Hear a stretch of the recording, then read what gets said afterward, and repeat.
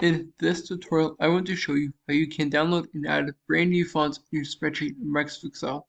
So first you want to go to a website like Google Fonts that has fonts that you can download for free.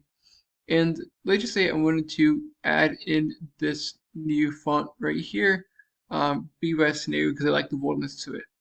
To do this, I can click on the font, and in this example, just go and click on Get Now, get font, download all, or delete the first one, and then click on Download, and it is showing up in my Downloads folder like so. Now that I'm in my Downloads folder, I'm going to want to go ahead and click on the font.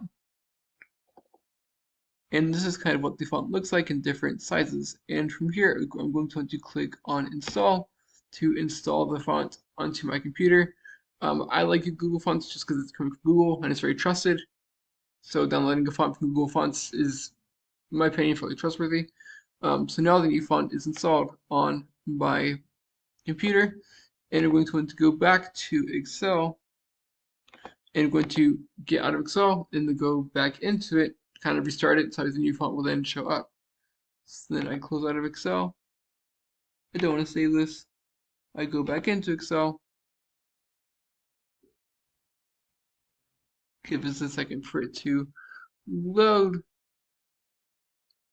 Now that I am back in Excel, I can see the new font that I just downloaded, BBS New. I'm sorry for pronouncing it wrong. Is now in my spreadsheet. And by doing this, I can go ahead and download multiple fonts, which is super helpful because I can use that to, one, make my documents and presentations and dashboards really kind of stand out, and also kind of get a custom feel that other people might not have if they're not using this cool trick. Hope you found this to be helpful. If you did, like, subscribe, comment. Thank you for watching. Have a great day.